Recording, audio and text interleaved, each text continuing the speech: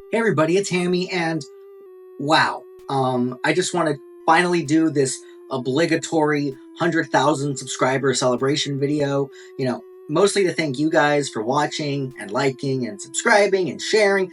I was hoping to do a live stream, but I'm having some things in my life happening that might make that difficult, and I wouldn't want to start it and then have to leave and come back. I wanted to get it all in one go. So it's a traditional video. Firstly, there's a list of people that I want to thank, primarily my beloved spouse, Nick, who has never once complained about the messes in the kitchen or the time that I spend making videos. They've been nothing but supportive, and I hope that everyone out there finds someone like them that supports them in their endeavors, and especially your creative ones. My entire family actually has been very supportive. Secondly, there's Robert Benjamin, who is a sort of creator mentor who helps creators tap into what works for their channels, and he helped me refine the way that I approach YouTube, especially when it came to making shorts, and it was a lot of invaluable knowledge. So I definitely recommend his services if you're looking to grow your channel. Well worth the money. Aside from them, there's a lot of people who, since I've started Hammy Cooks, are always in the comments, and they're always being supportive, and I wanted to give them a shout out. So thank you to, let me pull up my list here. Where's my list? Ooh, where's my list? I had it. Here we go. I'd like to give a shout out to Nocturnal Donut, Cupcake Dex, Sleepy20, Twinlicious, TF42193, Auntie Lopez Mexicanos, Oz Hartley, Angel Barrera, Aaron Shepard, Go Lingad 74, Jelly Sound, and Isaiah P. Also, a shout out to Kurt Dog and the person who inspired me to start making online content in the first place ages ago, Go Nintendo's Raw Meat Cowboy. If you are a commenter or someone who's always in the comments, someone who's always watching the videos, and you'd like a shout out, and you think I forgot you, please drop a comment below, and I will do an addendum to this video or find another way to thank you, because I do keep track of these sort of things, and it's always really humbling when there's a lot of repeated viewers and repeated commenters. I do keep track of that stuff, and it doesn't go unnoticed, and it's always super sweet. I love it. Because up until last month, my channel didn't really make any money. I mean, it made a little bit, but not to qualify as like a job or even a side gig. It was always a labor of love, and it was always a creative outlet for me to share my love of gaming and cooking and all that stuff. And I'm positive that it helped me get one of my first jobs in e-commerce, which is what I do for a living during the day. So I'm always recommending that people start their own channels, because even if you don't make it big, a YouTube channel is a great way to sort of refine your skills, show off your skills, refine your voice, even if it doesn't pay the bills. But aside from that, I kind of want to touch on how I got here, how I got to 100,000.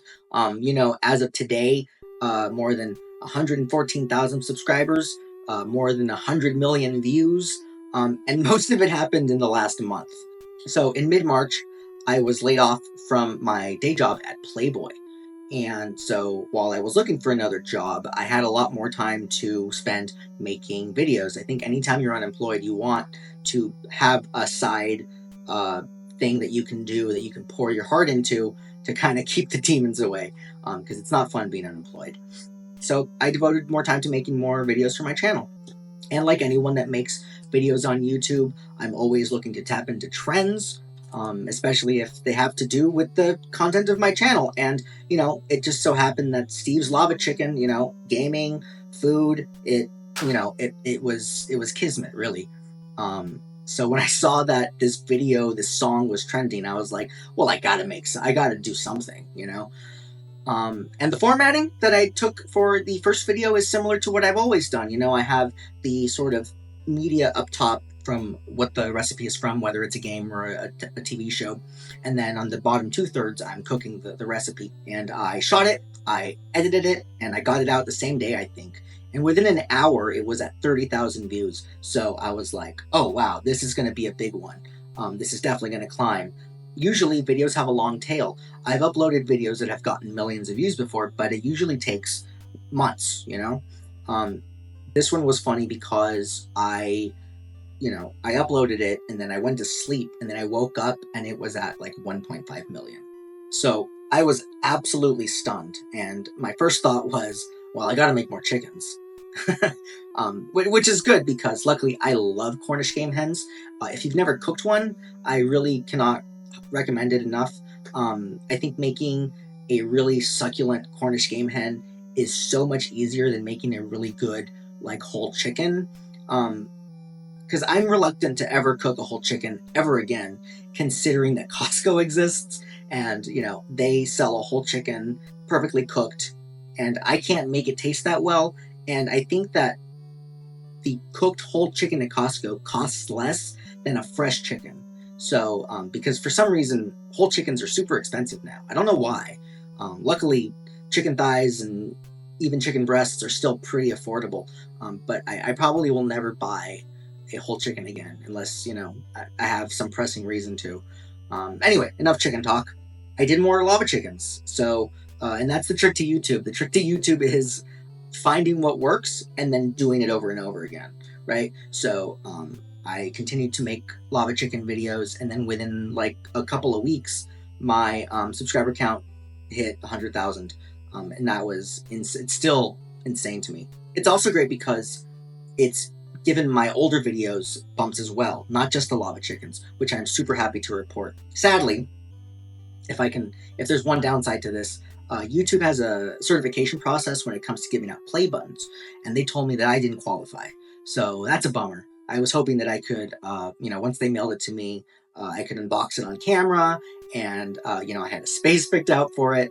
And while I like YouTube as a platform a lot, especially when you take into account other platforms like Instagram and TikTok, I don't like the way that YouTube handles things as far as like rule breaking. Because what will happen is they'll tell you that something violates a rule, but they won't tell you why. And that's really silly. I think my channel got flagged a couple times where it said that I should have marked a video as for kids only, which I think is silly. One of them was a Charmander Pokemon Red Sprite video, which if you're a child, you don't even know what Pokemon Red is, and I wish that YouTube gave me the option to click a button that says nothing on this channel is meant for children, because that's not what my channel's for. I would say that ideally my channel is for anyone in the 14 plus range. I don't do a lot of cursing or anything like that, but I still think that the vibe I'm going for is 14 plus, and my demographics actually show that. My demographics show that a lot of the people that watch it are people from the ages of 14 to like 35, which is awesome. But I know that there's a lot of younger videos, and that's also awesome. But like I said, I don't think any of the stuff that I do is made exclusively for children. But regardless, I'm not too hung up about it because, frankly, my subscriber count is still growing. More and more people are finding me, and that's all that matters to me right now, is getting the word out and getting my view count up, getting more comments, getting more likes, getting people more engaged. That's all that matters to me. So what's next? I am going to continue doing shorts. I'm going to continue making longer videos. I'm happy to report that the stats on my latest longer video is better than pretty much anything that I've done in the last year, as far as the trajectory that it's going up, that as far as its trajectory, it keeps climbing. So I'm very, very humbled to see that people are finally responding to my long form content, and that's the plan for the short term. I want to keep doing shorts. I want to keep doing long form content.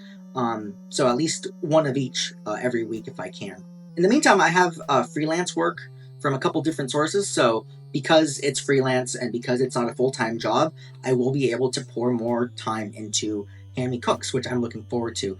I definitely want to do something as far as live streaming goes, whether that's cooking, whether that's gaming.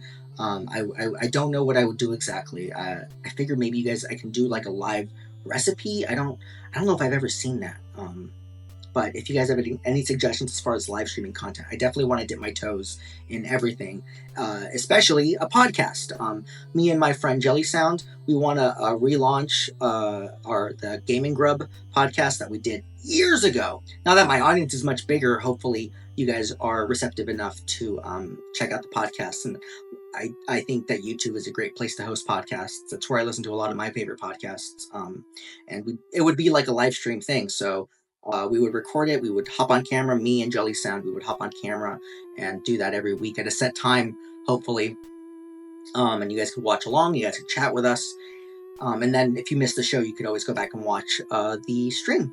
Game and Grub will encapsulate kind of what this channel encapsulate, which is, gaming, food, cooking, snacks, fast food, all that good stuff. I am also offering channel memberships that provide a little behind the scenes action as far as what I'm shooting, what I'm planning.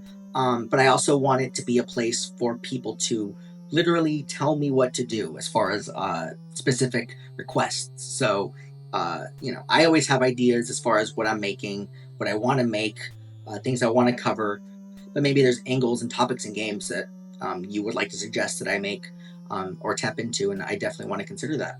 And just know, I read every single comment. So whether it's good or bad, I read every single comment. And honestly, whether it's good or bad, I enjoy it because I think the worst thing when you put content out is getting a reaction. I don't care what reaction I get, as long as it's good, as long as it's a reaction, I'm not for everyone, but as long as I'm inspiring passion of some sort, I'm happy. So yeah, that's where I'm at right now.